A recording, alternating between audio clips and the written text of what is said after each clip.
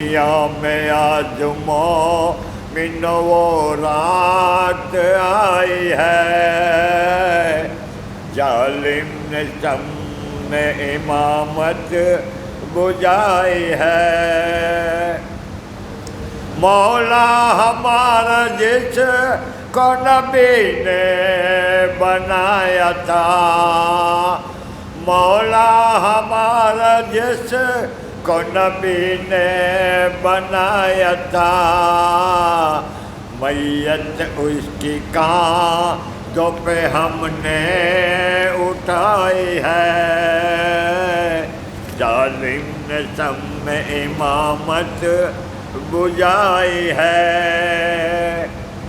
سینے سے پھر حسن کو لگا کر یہ کہتے ہیں، سینے پہ پھر حسن کو لگا کر یہ کہتے ہیں، عزت تمہاری اور خدا نے بڑھائی ہے، ظالم نے آج شمع امامت بجھائی ہے۔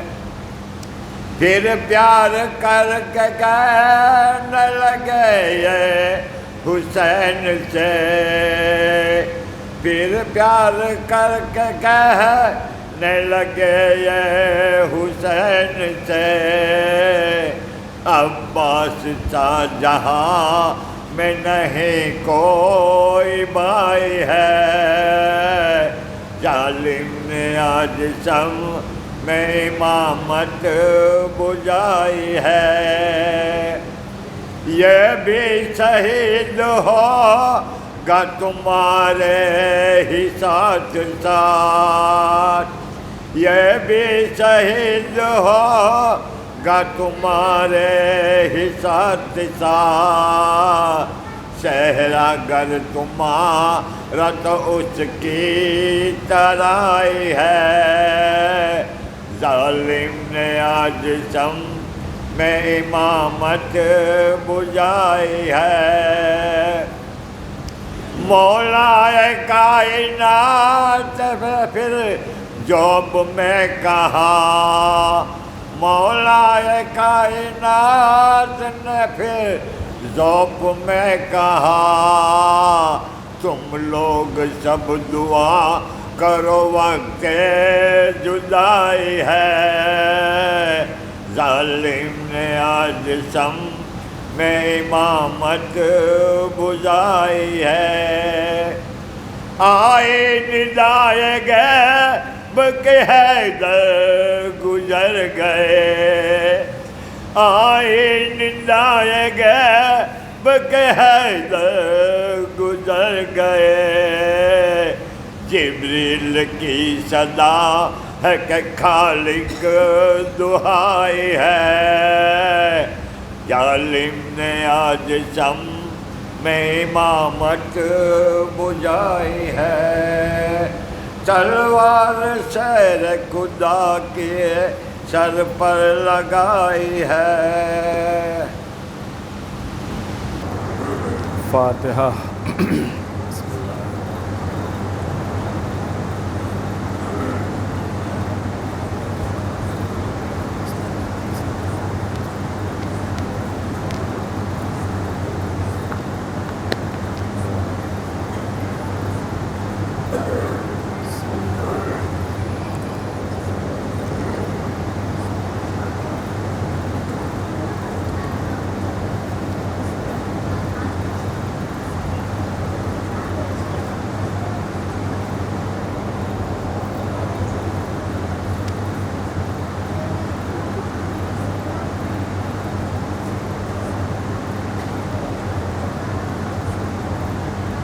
لا حول ولا قوة إلا بالله العلي العظيم۔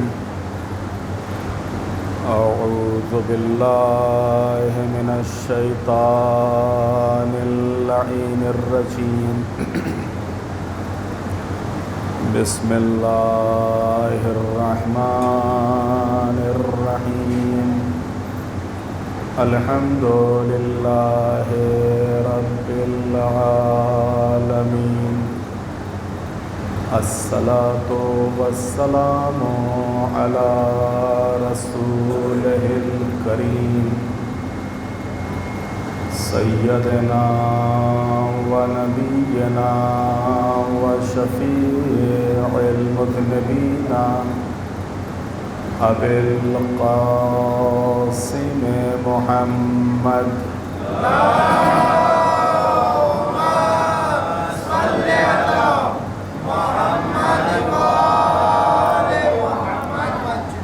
وآله الطيبين الطاهرين المعصومين المظلومين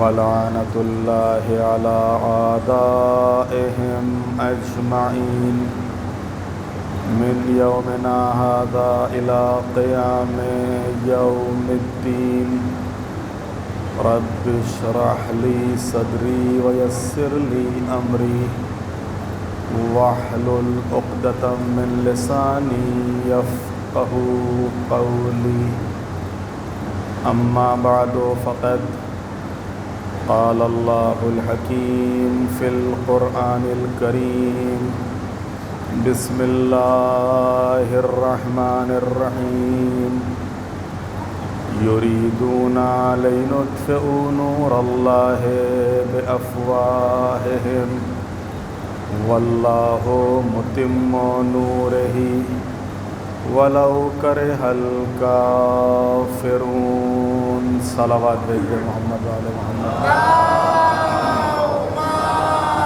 صل على محمد وآل محمد. آپ حضرات سے گزارش ہے کہ تھوڑا تھوڑا سا اور آگے آ جائیے تاکہ بعد میں آنے والوں کو زحمت نہ ہو اور درمیان مجلس میں آپ کو اٹھنا نہ پڑے. سب مل کر آواز بلند صلوات.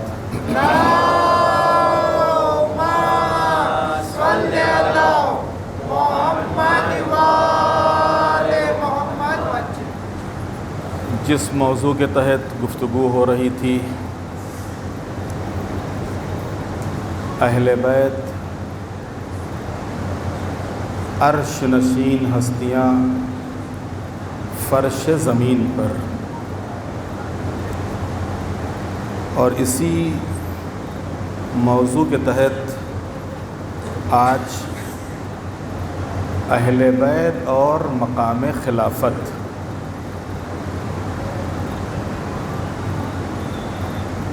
خلافت ایک بہت بلند مقام کا نام ہے اور خلیفہ جس کا ہوتا ہے وہ خود خلیفہ کو چنتا ہے.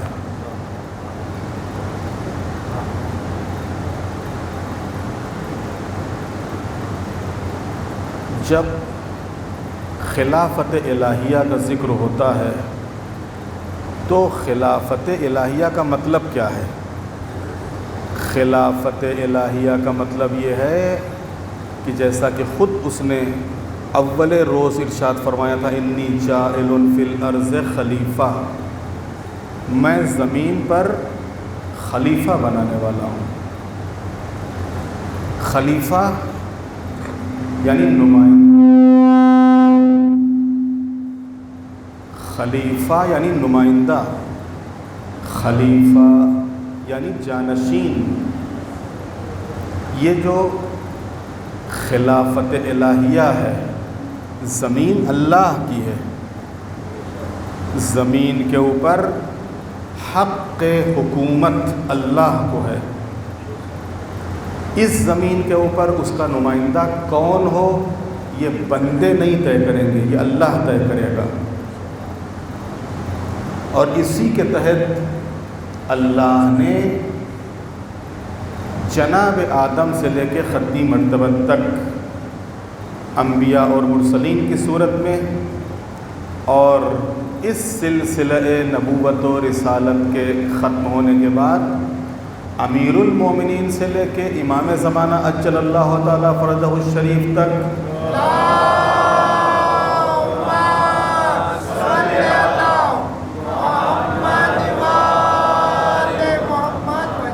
اماموں کی صورت میں ان تمام نمائندوں کا انتخاب اپنے ہاتھ میں رکھا ہے۔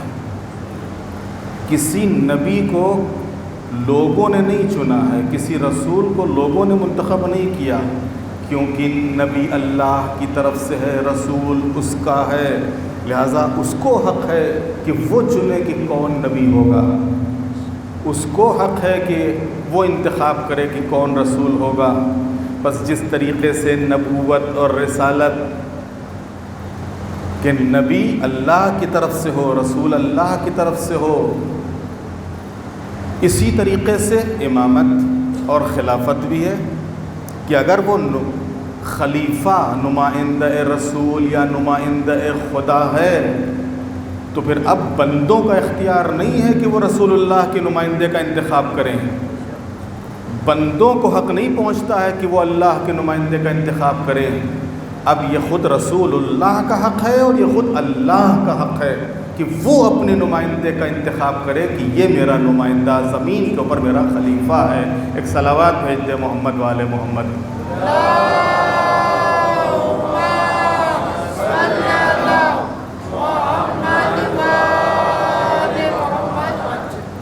خداوند عالم کا خلیفہ اور جانشین وہ ہے کہ جس کے پاس علم الکتاب ہو۔ ہر کوئی خلیفہ نہیں ہو سکتا، خلیفہ ہونے کے لیے شرط یہ ہے کہ اس کے پاس علم الکتاب ہو، اور کتاب مکنون کہ جس کے لیے اسی قرآن مجید میں ارشاد ہوا وَلَا رَطْبٍ وَلَا يَابِسٍ إِلَّا فِي كِتَابٍ مُبِينٍ، کوئی خشک و تر نہیں ہے کہ جو اس کتاب میں نہ ہو۔ یہ کون سی کتاب؟ وہی کتاب مکنون جس میں ہر خشک و تر کا علم موجود ہے۔ اب خلیفۃ اللہ وہ ہوگا کہ جس کے پاس ہر خشک و تر کا علم ہو، اور اسی لیے قرآن مجید نے پھر آگے بڑھ کر کہا وَكُلَّ شَيْءٍ أَحْصَيْنَاهُ فِي إِمَامٍ مُبِينٍ، ہم نے ہر شے کا احصاء امام مبین میں کر دیا ہے۔ ایک صلوات بھیج دے محمد والے محمد۔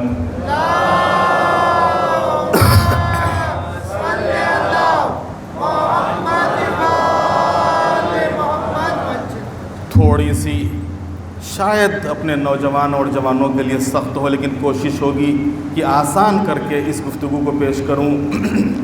خداوند عالم کا خلیفہ اور جانشین وہ ہے کہ جس نے وجود کے بلند ترین مرتبے طے کیے ہیں اور معرفت کے سب سے بلند و بالا مرتبے پر فائز ہو، وہ ہوگا خلیفۃ اللہ۔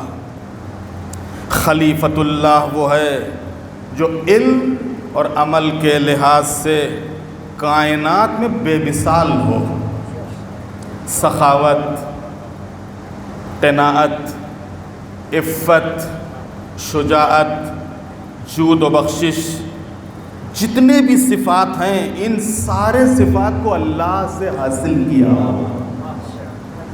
ان سارے صفات کو لے کے اس دنیا میں آیا ہو اور ان تمام صفات و کمالات کا مالک ہو۔ خلیفۃ اللہ وہ ہے جو اللہ تعالیٰ کے اسماء حسنہ کا مظہر ہو۔ اللہ تعالیٰ کے جو نام ہیں، خوبصورت نام، ہر نام کا ایک الگ جلوہ ہے، ہر نام کی الگ تجلی ہے۔ خلیفۃ اللہ وہ ہوتا ہے کہ جو اللہ تعالیٰ کے انہی اسماء کا مظہر ہوتا ہے۔ خلیفۃ اللہ وہ ہے جو کسی بھی زمانے میں اسماء الہی کے کسی بھی اسم کے ساتھ اس زمانے کے علم کے ساتھ ظاہر ہو۔ میں نے عرض کیا کہ تھوڑی سی سخت گفتگو ہے، لیکن اگر میرے ساتھ رہیے گا تو انشاءاللہ آسان ہو جائے گی۔ دیکھیے اللہ تعالیٰ کے جتنے نام ہیں ہر نام کا ایک اثر ہے، جب ہر نام کا ایک اثر ہے تو ہر نام کا ایک جلوہ ہے، ہر نام کی ایک تجلی ہے۔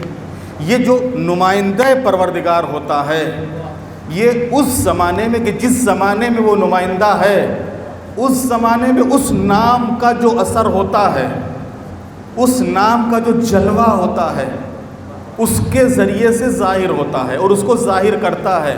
آسان کر دوں، جناب موسیٰ کے دور میں جادو اپنے عروج کے اوپر تھا۔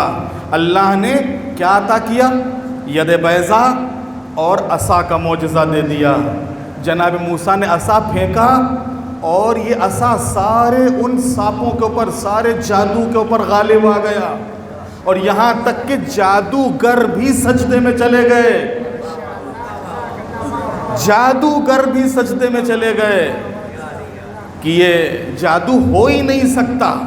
جناب عیسیٰ کے دور میں طبابت، حکمت اپنے عروج کے اوپر تھی، لہٰذا اللہ کے اس اسم سے، اللہ کے اس نام سے جناب عیسیٰ، یہ جو نام تھا، کیونکہ جو نمائندہ پروردگار ہوتا ہے وہ مظہر ہوتا ہے، لہٰذا اس کے ذریعے سے کیا کرتے تھے؟ مردوں کو زندہ کر دیا کرتے تھے، مریضوں کو شفا دے دیا کرتے تھے۔ پیغمبر ختم مرتبت کے دور میں جہالت اور جاہلیت، اللہ نے قرآن جیسا معجزہ اپنے حبیب کو عطا کر دیا۔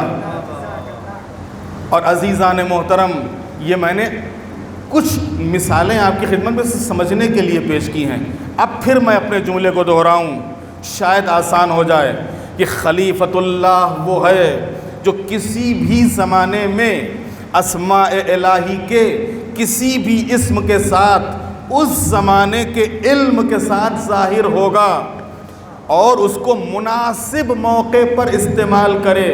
کون سا نام کہاں پر استعمال کرنا ہے، کون سا نام غضب کا سبب ہے اور کون سا نام رحم کا سبب ہے، کہاں کے اوپر کون سا نام استعمال کیا جائے، کہاں پر خالقیت اور کہاں پر رازقیت۔ ایک صلوات بھیج دیں محمد والے محمد۔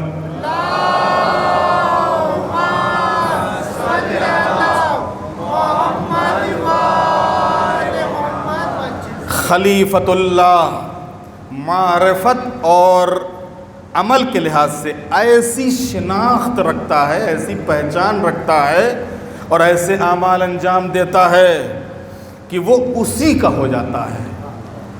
عزیزان محترم، توجہ کیجیے گا، اگر گزشتہ مجلسیں آپ کے ذہن میں ہیں تو ہمارے مطلب سے آپ اور قریب ہو جائیں گے اور آسانی سے سمجھ سکیں گے۔ خلیفۃ اللہ کون ہوتا ہے؟ کیونکہ اس کو صحیح معرفت ہوتی ہے اللہ کی، ایسی معرفت جس میں کجی کا اندیشہ ہے ہی نہیں، جس میں بہکنے کا اندیشہ ہے ہی نہیں، ایسی خالص معرفت، ایسی صحیح معرفت، اور ایسے اعمال انجام دیتا ہے کہ جہاں سے کجی اور انحراف یا نقص کا کوئی شبہ ہو ہی نہیں سکتا، کین مال میں کوئی خرابی، کوئی برائی، کوئی نقص، کوئی کمی۔ لہٰذا اس کی بنیاد پر کیا ہوتا ہے؟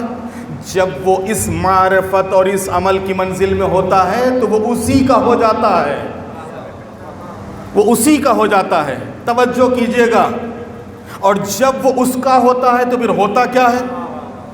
اور جب وہ اس کا ہوتا ہے تو پھر اب اسے دنیا کی کوئی فکر نہیں ہوتی۔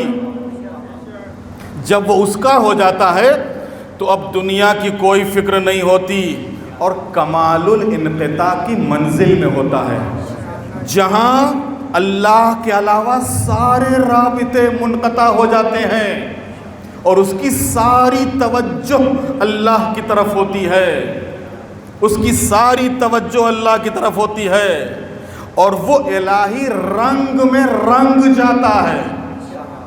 توجہ کیجیے گا، وہ الہی رنگ میں رنگ جاتا ہے، جس کے لیے قرآن کہہ رہا ہے صبغۃ اللہ ومن احسن من اللہ صبغہ ونحن لہ عابدون۔ رنگ تو بس اللہ کا ہے، تم دنیا کے رنگ میں رنگے جا رہے ہو، تم کہاں بہہ کے جا رہے ہو؟ ہم کو یہ رنگ پسند، ہم کو وہ رنگ پسند، کوئی کسی رنگ میں رنگا جا رہا ہے، کوئی کسی رنگ میں رنگا جا رہا ہے۔ یہ دنیا کی چمک دمک تمہیں کہاں لے جا رہی ہے؟ رنگ تو بس اللہ کا ہے، رنگ تو بس اللہ کا ہے، اور اس سے بہتر کس کا رنگ ہو سکتا ہے؟ اور ہم سب اسی کے عبادت گزار بندے ہیں. کیا مطلب؟ یعنی اگر عبادت گزار بندے ہو تو تمہارے اوپر دنیا کا رنگ نہ چڑھے. اگر عبادت گزار بندے ہو تو تمہارے اوپر مادیت کا رنگ نہ چڑھے. اگر اللہ کے عبادت گزار اور اس کے خود واقعاً اس کے بندے ہو تو دنیا کی چمک دمک تم کو نہ لبھائے، بلکہ خود الہی رنگ تمہارے اوپر چڑھنا چاہیے. اور جب اس مقام پر ہوتا ہے کہ جہاں الہی رنگ میں وہ رنگ جاتا ہے تو پھر اب کیا ہوتا ہے؟ تو یہی وہ مقام ہوتا ہے کہ جہاں کی اللہ کی اجازت سے وہ خالق کن کہتا ہے. یہی وہ مقام ہے کہ جہاں کے اوپر خالی وہ کن کہتا ہے. کن یہ تو خالی ہمیں سمجھانے کے لیے میں کہہ رہا ہوں، یعنی ارادہ کرتا ہے اور وہ ہو جاتا ہے. ایک صلوات بھیج دیں محمد والے محمد.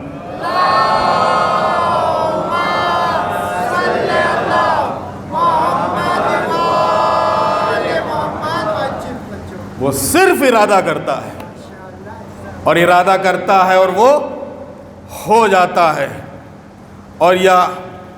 اور کیونکہ خدا کی رضا ہی اس کی رضا ہوتی ہے. جو وہ وہی چاہے گا جو اللہ چاہے گا. اس کی چاہت اللہ کی چاہت سے ہٹ کے نہیں ہے. اس کی چاہت ہی اللہ کی چاہت ہے. اس کی رضا ہی اللہ کی رضا ہے. اور جب اس منزل میں قدم رکھتا ہے تو پھر اب کیا ہوتا ہے؟ آنکھیں اس کی ہوتی ہیں لیکن عین اللہ کہلاتی ہیں. کان اس کے ہوتے ہیں لیکن اذن اللہ بن جاتے ہیں. زبان اس کی ہوتی ہے لیکن لسان اللہ کہلاتی ہے. ہاتھ اس کے ہوتے ہیں لیکن ید اللہ ہو جاتے ہیں. چہرہ اس کا ہوتا ہے لیکن وجہ اللہ ہو جاتا ہے. پہلو اس کا ہوتا ہے لیکن جنب اللہ ہو جاتا ہے. اور نفس اس کا ہوتا ہے لیکن نفس اللہ کہلاتا ہے. ایک صلوات بھیج دیں محمد والے محمد.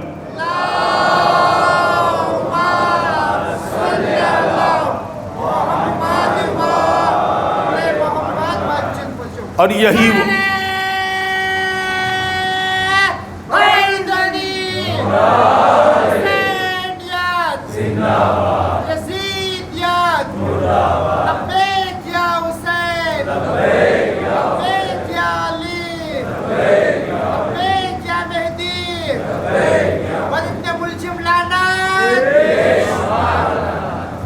تو عزیزان محترم یہ منزل ہے. اور یہی وہ منزل تھی کہ جہاں شب ہجرت خالی ایک شب کے لیے بستر پیغمبر پر سوئے تو اللہ نے نفس کا سودا کر لیا. یہ ایسا نہیں ہے کہ الیاذ باللہ پہلے اس لائق نفس نہیں تھا. نہیں، دنیا کو دکھانا تھا اور بتانا تھا کہ دیکھو جب نفس ایسا ہوتا ہے تو نفس خریدنے کے لائق ہوتا ہے. ایک صلوات بھیج دیں محمد والے محمد.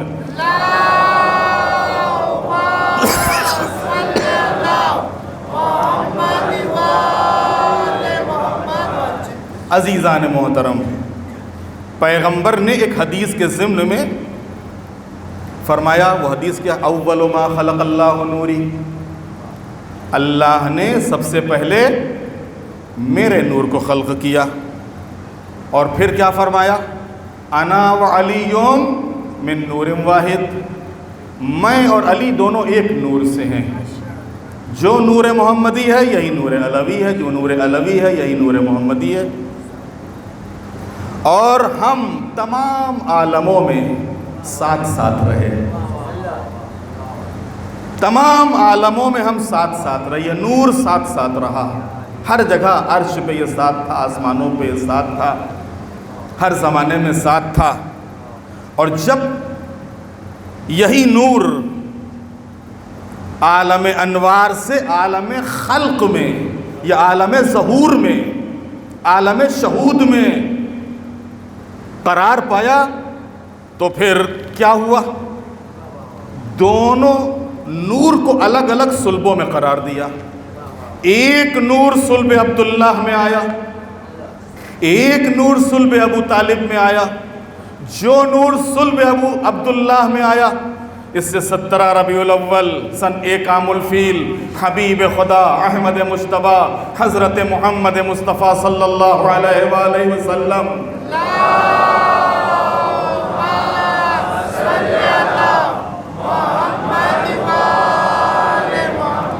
اس دنیا میں تشریف لائے، اور جو نور صلب جناب ابو طالب میں آیا، اس سے 13 رجب سن 30 عام الفیل مولود کعبہ امیر المومنین امام المتقین قائد الغر المحجلین یعصوب الدین غالب کل غالب حضرت علی ابن ابی طالب علیہ السلام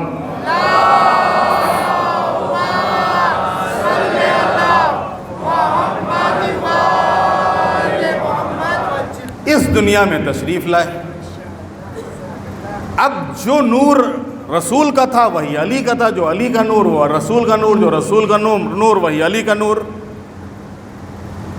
تو علی جو ولی اللہ ہے، جو نبوت اور رسالت کے علاوہ تمام احکام میں پیغمبر کے شریک ہیں۔ نبوت خود رسول اللہ سے مخصوص ہے، رسالت رسول اللہ سے مخصوص ہے۔ ہم تمام شیعوں کا عقیدہ ہے، تمام مسلمانوں کا عقیدہ ہے، قرآن کا بھی یہی عقیدہ ہے، خود معصومین علیہ السلام کا بھی یہی عقیدہ ہے۔ نبوت خود رسول اللہ سے مخصوص ہے، رسالت رسول اللہ سے مخصوص ہے۔ اس نبوت اور رسالت کے عہدے کے علاوہ تمام کاموں میں، تمام امور میں مولا امیر المومنین رسول اللہ کے شریک رہے، رسول اللہ کے ساتھ رہے، اور اسی سبب سب کے سب ان کی ولایت کے تحت ہیں، سب کے سب ان کی ولایت کے تحت ہیں، یہاں تک کہ دیگر انبیاء بھی۔ عزیزان محترم توجہ کیجیے گا اور میرے ساتھ رہیے گا، انشاءاللہ ابھی بات واضح ہو جائے گی۔ دیگر انبیاء بھی ان کی ولایت کے تحت ہیں، اور یہ جو ولایت ہے، ولایت بھی سلسلے وار ہے۔ انما ولیکم اللہ ورسولہ والذین آمنوا الذین یقیمون الصلاۃ ویؤتون الزکاۃ وہم راکعون۔ یہ تینوں ولایتیں ایک دوسرے سے ملی ہوئی ہیں، اللہ کی ولایت، رسول کی ولایت اور امام کی ولایت۔ اس امام کی ولایت کے بغیر نہ تو رسول اللہ کی ولایت حاصل ہو سکتی ہے، نہ اللہ کی ولایت حاصل ہو سکتی ہے۔ اللہ کی ولایت کب حاصل ہوگی؟ جب رسول اور امام کی ولایت ہو تب، جب رسول اور امام کی ولایت ہو تب۔ بحار الانوار جلد 29 صفحہ 213 پیغمبر نے فرمایا، آدم ومن دونہ تحت لواء یوم القیامہ فإذا حکم اللہ بین العباد اخذ امیر المؤمنین روز قیامت آدم اور ان کے علاوہ سبھی انبیاء میرے پرچم کے نیچے ہوں گے۔ آدم اور ان کے علاوہ سبھی انبیاء میرے پرچم کے نیچے ہوں گے، اور وہ پرچم میرا خلیفہ اور جانشین علی اٹھائے ہوئے ہوگا۔ وہ پرچم علی کے ہاتھ میں ہوگا۔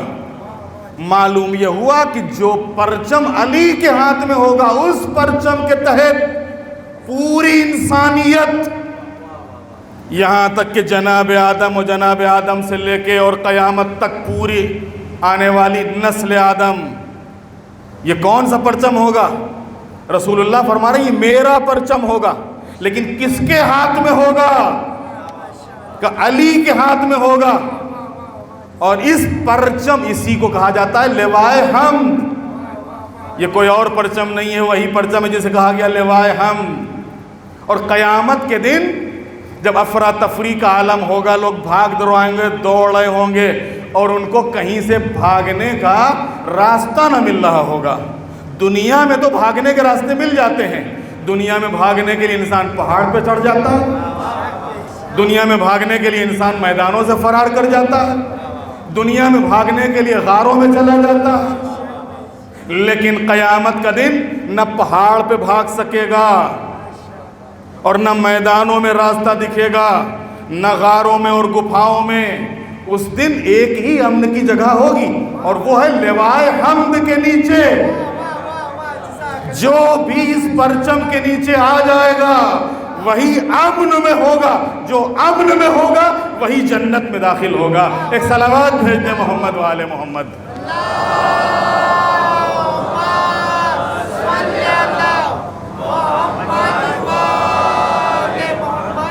اور یہی وہ منزل ہے کہ جہاں کے اوپر اسبغ بن نباتہ امیر المومنین کے صحابی، جس وقت امیر المومنین کے فرق مبارک پر ضربت لگی اور امیر المومنین کو بیت الشرف لایا گیا، اور بیت الشرف لانے کے بعد ظاہر سی بات ہے کہ لوگ دروازے پہ کھڑے ہوئے تھے، جو امام کے اصحاب تھے، جو امام کے انصار تھے، امام کے شاگرد تھے، امام سے محبت کرنے والے تھے، سب چلے گئے تھے، لیکن یہ لوگ نہیں گئے، یہ لوگ کھڑے رہے۔ ہوتا بھی ہے، اگر کوئی مریض ہو جاتا ہے، کوئی ذرا سا تھوڑا سا بھی لگاؤ ہوتا ہے تو انسان اس کی عیادت کے لیے جاتا ہے اور اس کے دروازے پہ حاضر رہتا ہے، اس کے ساتھ، اس کے بچوں کے ساتھ اٹھتا ہے، بیٹھتا ہے، وغیرہ وغیرہ، ہوتا بھی دنیا کا دستور ہے۔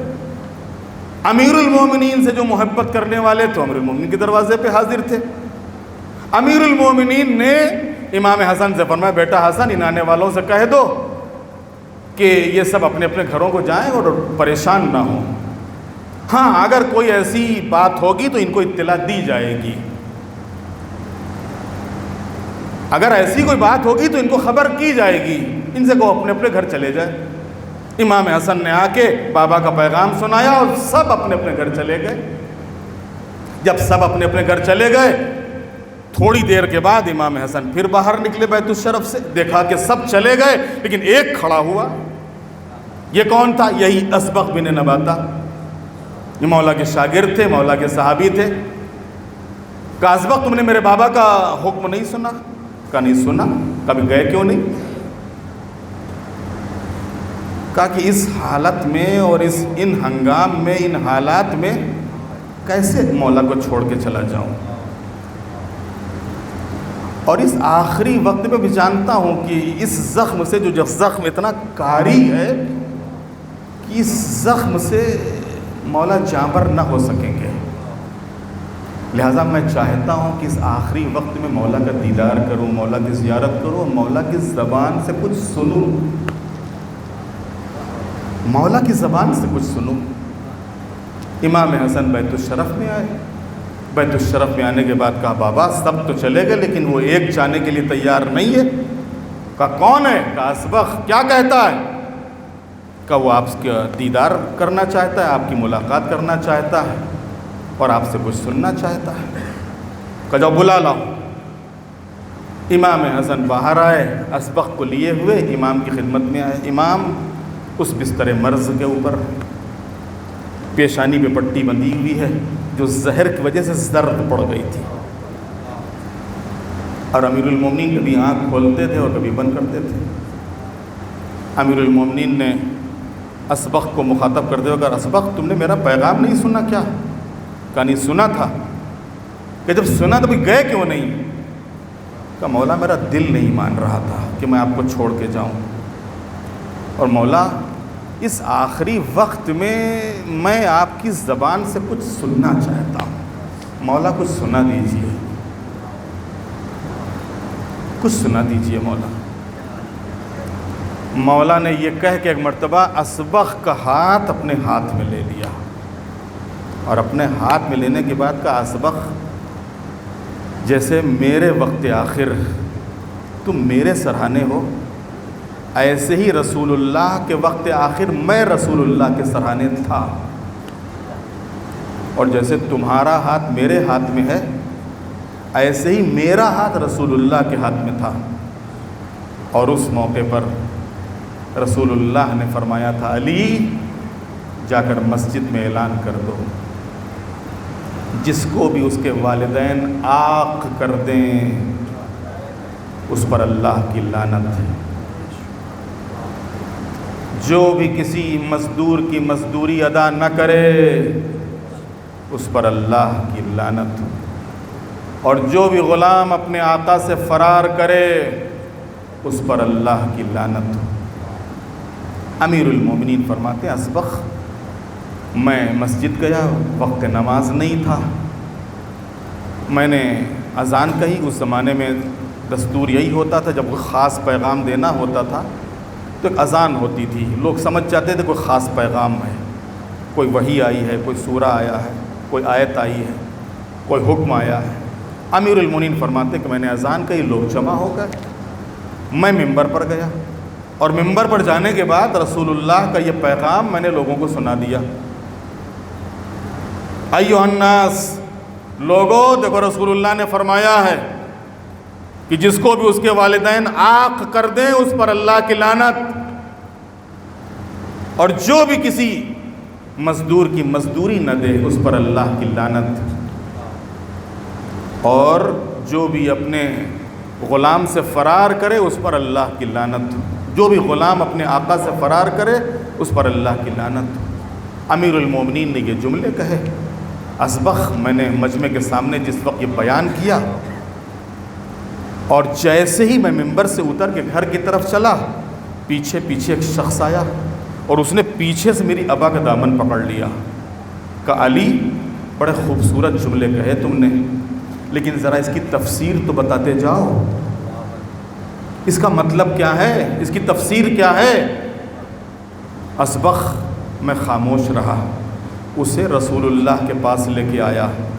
رسول اللہ نے فرمایا علی تم نے پیغام پہنچا دیا؟ یا رسول اللہ ہاں پہنچا دیا، لیکن یہ شخص کیا کہتا ہے؟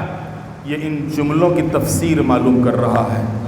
اسبغ جس وقت میں نے رسول اللہ کی خدمت میں عرض کیا کہ یا رسول اللہ یہ شخص ان جملوں کی تفسیر چاہتا ہے، تو پیغمبر نے فرمایا سنو اے علی، میں اور تم دونوں اس امت کے باپ ہیں، اور جن کو ہم عاق کر دیں اس پر اللہ کی لعنت، اور اے علی میرا اور تمہارا اس امت کے اوپر اجر ہے، قل لا اسألکم، میرا اور تمہارا اس امت کے اوپر اجر ہے، جو بھی ہمارا اجر ادا نہ کرے اس پر اللہ کی لعنت، اور اے علی میں اور تم دونوں اس امت کے آقا ہیں، جو بھی ہماری غلامی سے فرار کرے اس پر اللہ کی لعنت۔ پیغمبر نے جملے کہے، اسبغ وہ شخص چلا گیا۔ امیر المومنین یہاں تک بیان کر کے ایک مرتبہ آنکھ بند کر لیتے ہیں، تھوڑی دیر تک آنکھ بند رہی، اسبغ گئے نہیں، بیٹھے رہے وہیں کے اوپر۔ تھوڑی دیر کے بعد امیر المومنین نے پھر آنکھ کھولی، دیکھا پھر بیٹھا ہوا۔ اسبغ تم گئے نہیں؟ کہا مولا کچھ اور سنا دیجئے، مولا کچھ اور سنا دیجئے۔ عزیزان محترم قدر کرو، قدر کرو، یہ جو ولایت کی نعمت ہے، یہ جو امامت کی نعمت ہے، یہ جو اہل بیت کی محبت کی نعمت ہے، یہ کتنی عظیم شے ہے۔ مولا فرماتے ہیں اسبغ سنو، قیامت کا دن ہوگا، افراتفری کا عالم ہوگا، لوگ بھاگ رہے ہوں گے، ماں بیٹے سے فرار کر رہی ہوگی، بیٹا ماں سے فرار کر رہا ہوگا، کوئی کسی کو کی مدد کرنے کے لیے تیار نہ ہوگا۔ اس موقع کے اوپر میدان محشر میں ایک ممبر لا کر رکھا جائے گا، اور جب یہ ممبر لا کر رکھا جائے گا تو ایک مرتبہ اللہ کا حبیب اس ممبر کی طرف بڑھے گا، اور جب رسول اللہ ممبر کی طرف بڑھیں گے تو رسول اللہ کے پیچھے میں، اور میرے پیچھے میری نسل میں آنے والے باقی امام، اور ان کے پیچھے ہمارے شیعہ ہوں گے، ان کے پیچھے ہمارے شیعہ ہوں گے۔ پھر پیغمبر آگے بڑھیں گے، اور آگے بڑھنے کے بعد پیغمبر جو اس ممبر کا پہلا زینہ ہوگا، سب سے بلند زینہ، اس کے اوپر پیغمبر جلوہ افروز ہوں گے، اور اس کے بعد والے زینے کے اوپر میں بیٹھوں گا، اور پھر اس کے بعد والے زینوں کے اوپر میری نسل میں آنے والے باقی امام ہوں گے، اور سامنے ہمارے شیعہ ہوں گے۔ اور اس موقع کے اوپر ایک مرتبہ رضوان جنت آئے گا، اور رضوان جنت یہ ساری جنت کی چابیاں رسول اللہ کو دے گا، اور رسول اللہ کو دے کے کہے گا یا رسول اللہ آپ کو پورا اختیار، جس کو چاہو جنت میں داخل کرو، اور اس موقع پر رسول اللہ یہ ساری چابیاں مجھے دیں گے، اور مجھے دے کر کہیں گے علی تم کو پورا اختیار، جس کو چاہو جنت میں لے جاؤ۔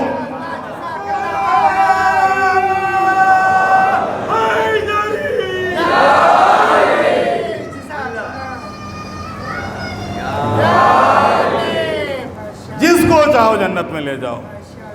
اور اس کے بعد خازن جہنم آئے گا، اور خازن جہنم آنے کے بعد جہنم کی ساری چابیاں رسول اللہ کو دے گا، اور رسول اللہ کو دے کے آواز دے گا یا رسول اللہ آپ کو پورا اختیار، جس کو چاہیے آج جہنم میں جھونکیے، اور پھر وہ رسول اللہ وہ ساری چابی مجھے دیں گے، علی تمہارا اختیار، یہ چابیاں تمہارے حوالے، جس کو چاہو آج جہنم میں جھونک دو۔ اسی وجہ سے تو امام مالک نے کہا، اسی وجہ سے امام مالک نے کہا علیٌ حبہ جنہ قسیم النار والجنہ، علی کی محبت ڈھال ہے، علی کی محبت ایک سپر ہے جو جنت اور جہنم کو تقسیم کرنے والے ہیں، جنت اور جہنم کو تقسیم کرنے والے ہیں۔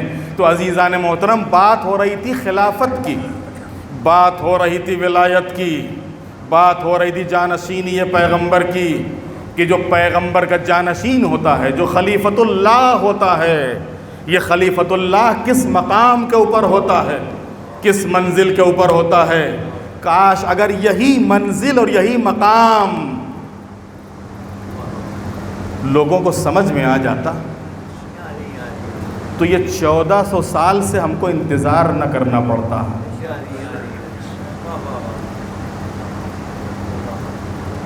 یہ 1400 سال سے انتظار نہ کرنا پڑتا، یہ صرف اس لیے کہ لوگوں نے علی کے مقام کو سمجھا نہیں، ائمہ علیہ السلام کی ولایت کو درک نہ کر سکے، جس کی بنیاد کے اوپر سختیاں، تکلیفیں، مصائب، اور پھر مسلمانوں کی دربدری، در در کی ٹھوکر کھانا، بدبختی، کمبختی، بدنامی، یہ ساری چیزیں حق میں آئیں۔ کیوں؟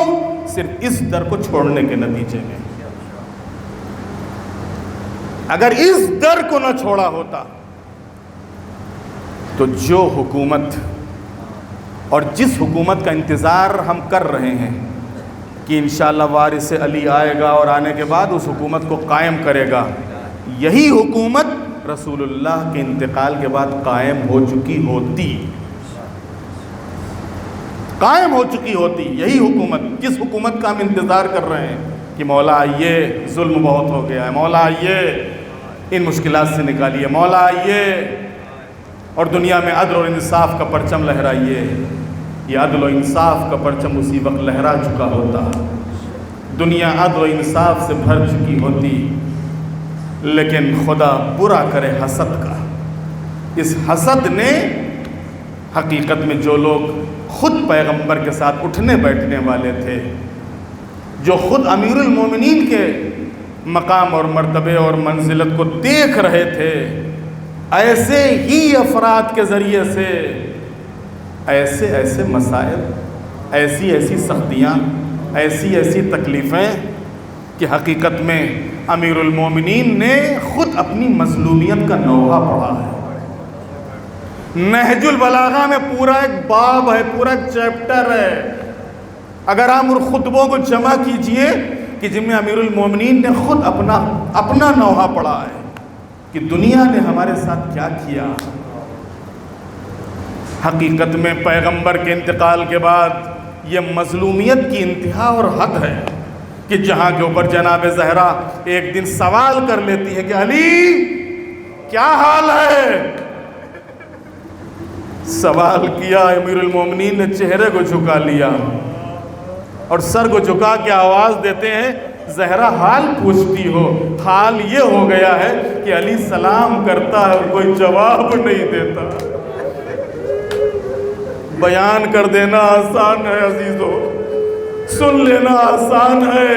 کوئی علی کے دل سے پوچھے کہ جس علی کے اتنی قربانیاں، جس علی کا اتنا ایثار اور جس علی کی اتنی فداکاریاں، اسی علی کو آج اس طریقے سے نظر انداز کر دیا گیا کہ مدینے کی گلیوں میں آج کوئی علی کو پہچان نہیں رہا ہے، کوئی آج مدینے میں علی سے بات کرنے والا نہیں ہے۔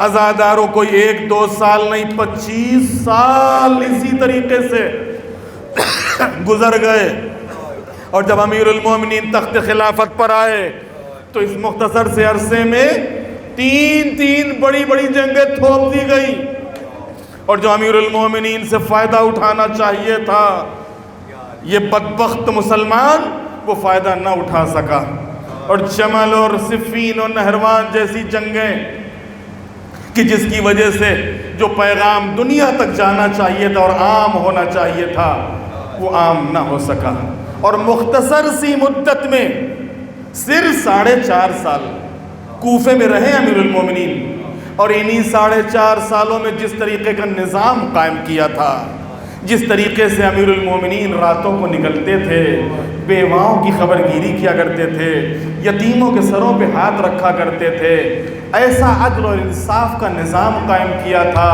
کہ لوگ تلاش کرتے تھے وہ جو راتوں کو آتا تھا وہ کہاں چلا گیا۔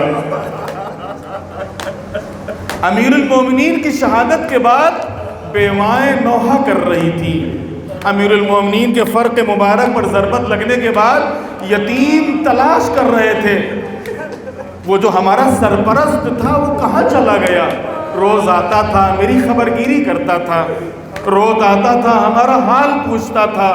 جزاکم اللہ خیر الجزا عزادارو، اسی کوفے میں وہ رات آ گئی کہ جو امیر المومنین کی جدائی کی رات ہے۔ عزادارو کہتے ہیں کہ اس شب 19 رمضان امیر المومنین جناب ام کلثوم کے گھر مہمان تھے۔ رمضان المبارک میں دستور تھا امیر المومنین کسی تاریخ اور کسی دن میں اپنے کسی بیٹے کے گھر ہوتے تھے، اور کسی دن اور کسی تاریخ اپنی بیٹی کے گھر ہوتے تھے، اور وقت افطار ہوتا تھا، افطار کا سامان لا کر رکھا جاتا تھا، امیر المومنین افطار کرتے تھے اور پھر عبادت میں مصروف ہو جاتے تھے۔ کہتے ہیں جب شب 19 رمضان آئی ہے اور جناب ام کلثوم نے وہ نمک اور روٹی کے ساتھ دودھ رکھا تو امیر المومنین نے فرمایا کہ بیٹی ایک نعمت اٹھا لو۔ جناب ام کلثوم نے، اور پھر امیر المومنین فرماتے کہ نہیں بیٹا اس میں سے دودھ اٹھا لو۔ جناب ام کلثوم کو شاید خبر نہ تھی کہ یہ دودھ مولا نے کیوں اٹھوایا ہے۔ عزاداروں کہتے ہیں کہ جس وقت رات کا ایک حصہ ڈھلا ہے تو جناب ام کلثوم نے دیکھا کہ جو روزانہ بابا کا انداز مناجات ہوتا تھا، جو بابا کا مقام دعا کا طریقہ ہوتا تھا، اس سے ہٹ کے ایک آج عجیب کیفیت ہے۔ کبھی مصلی عبادت پر آتے ہیں اور کبھی صحن خانہ میں آتے ہیں، اور صحن خانہ میں آ کے آسمان کی طرف نظروں کو اٹھاتے ہیں۔ ہاں یہ وہی رات ہے، یہ وہی رات ہے۔ اور جس وقت جناب ام کلثوم سوال کرتی بابا کون سی رات ہے، کہا بیٹی یہ میری اور تیری جدائی کی رات ہے، یہ میری اور تیری جدائی کی رات ہے۔ بس رات تمام ہوگی، سفیدی سحر نمودار ہوگا اور تیرا بابا تجھ سے جدا ہو جائے گا۔ جزاکم اللہ خیر الجزا عزادارو، کہتے ہیں کہ جس وقت رات تمام ہونے لگی، ابھی رات کا ایک حصہ باقی تھا، ابھی اذان میں کچھ وقت تھا کہ آج کچھ پہلے ہی مولا مسجد کی طرف چلے۔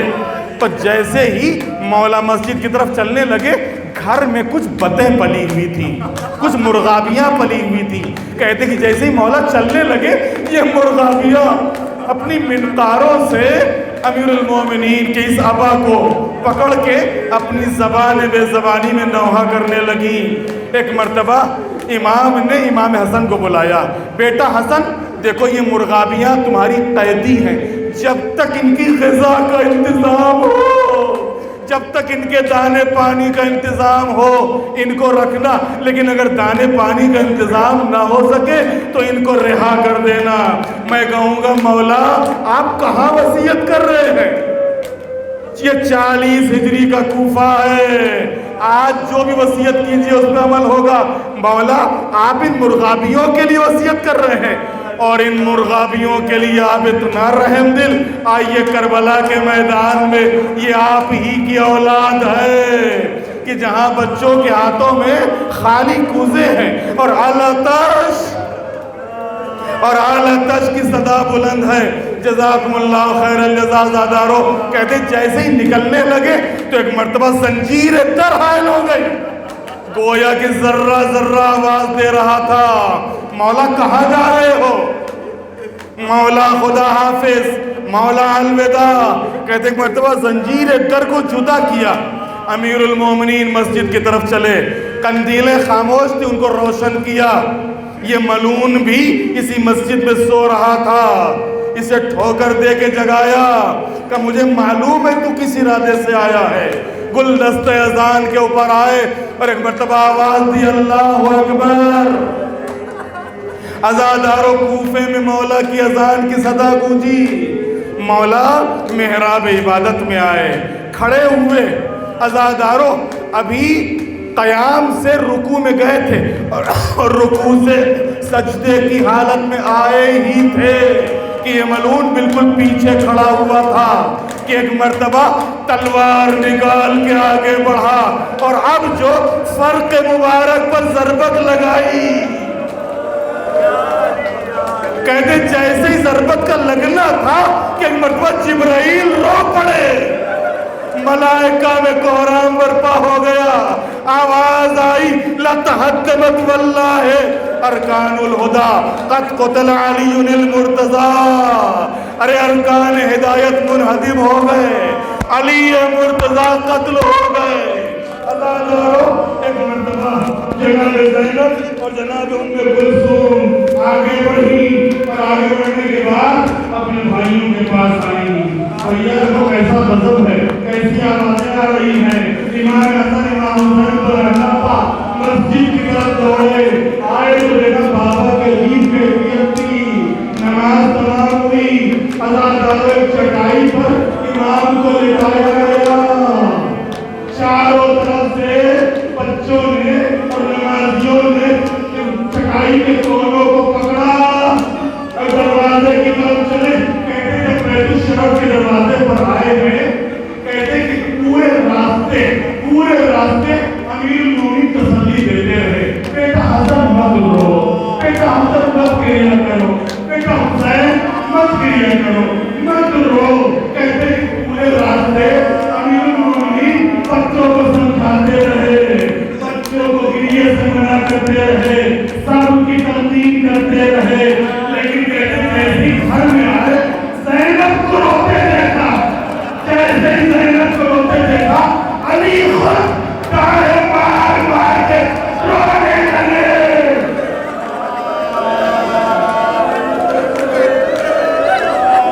علی خود تاہے مار مار کے رونے لگے۔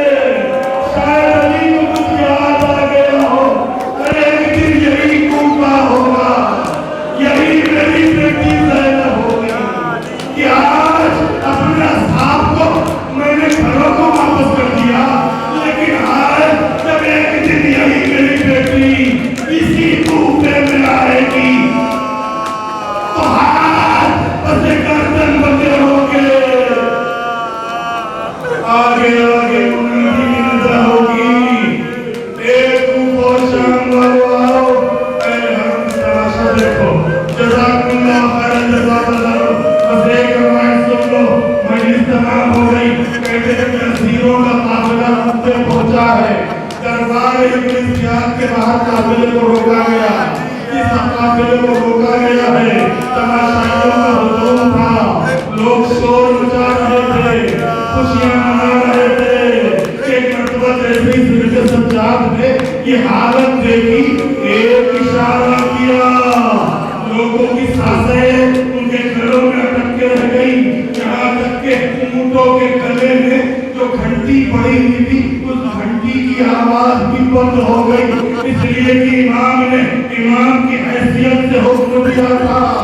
کہتے جیسے سناٹا چھایا، علی کی شیر دل بیٹی گویا ہوئی. جیسے ہی علی کی بیٹی کا خطبہ شروع ہوا، اسی مجمع میں علی کا ایک صحابی بھی تھا. ایک مرتبہ بیٹی کا ہاتھ ہلا کے کہتا ہے بیٹی کیا قیامت آ گئی. یہ صحابی جس کی ایک آنکھ جنگ صفین میں گئی، دوسری آنکھ جنگ جبل میں چلی گئی. مولا کا نام لینا صحابی کہتا بیٹی کیا قیامت آ گئی. بابا کیا ہوا؟ یہ تو میرا مولا بول رہا ہے، یہ تو میرے مولا کی آواز ہے. نہیں بابا، نہیں بابا، کچھ قیدی ہے، کچھ بیچیاں ہیں. ایک قیدی ہے جس کے ہاتھوں میں ہتھکڑیاں ہیں، پیروں میں بیڑیاں ہیں. بیٹی میرے پر اتنا احسان کرو کہ مجھے اس قافلے کے قافلہ سالار کے پاس لے چلو. بس ایک مرتبہ بیٹی نے سہارا دیا، چوتھے امام کے سامنے لا کر کھڑا کر دیا. بس جیسے ہی صحابی کو کھڑا کیا، ایک مرتبہ یہ صحابی پوچھتا ہے کہاں کے قیدی ہو، کہاں کے قیدی ہو. وہ سر جو جھکا ہوا تھا امام نے آہستہ سے اٹھایا. اے عبداللہ ابن عفیف، تم بھی میرا تماشا دیکھنے کے لیے آئے. اے عبداللہ، تم بھی میرا تماشا دیکھنے کے لیے آئے. عبداللہ تمہیں خبر نہیں میرا بابا کربلا میں مارا گیا، میرے چچا کے شانے قلم ہو گئے، میرے بھیا کے سینے میں پرچی لگ گئی، قاسم کا لاشا پامال ہو گیا. ہم کو اسیر کر کے کربلا سے کوفہ لایا گیا. کل تک جو بیٹیاں اس کوفے کی شہزادی تھیں، آج ان کے ہاتھ کو گردن بندھے ہوئے ہیں. کہتے عبداللہ برداشت نہ کر سکے، کہتے بیٹی تلوار کو دے دو. تلوار لے کے تلوار چلاتے ہوئے ایک مرتبہ عبداللہ ابن عفیف دربار ابن زیاد کی طرف پڑھے. شاہ حاکم ابن زیاد کو تلوار چلائے. اسی درمیان ایک ظالم آگے بڑھا، عبداللہ کے اوپر جب تیر چلایا، تیر عبداللہ ابن عفیف کی پیشانی پر لگا. جیسے ہی عبداللہ ابن عفیف گرے، زمین پر گرنا تھا کہ ایک ملعون آگے بڑھا، ساروں تک میں جدائی کی. میں کہوں گا اے عبداللہ ابن عفیف، تمہاری تو آنکھیں سلامت نہ تھی، پھر بھی تم برداشت نہ کر سکے.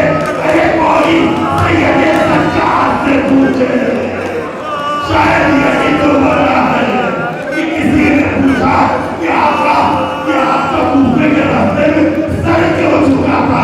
کیا تو بھاری تھا؟ اس موقع پر امام نے فرمایا تھا اے تو بھاری تھا ہی، لیکن میں کیسے سر اٹھاتا؟ جب بھی سر اٹھاتا تھا کبھی میری مائیں بہنیں، کبھی میرا بابا جو کہ میں کبھی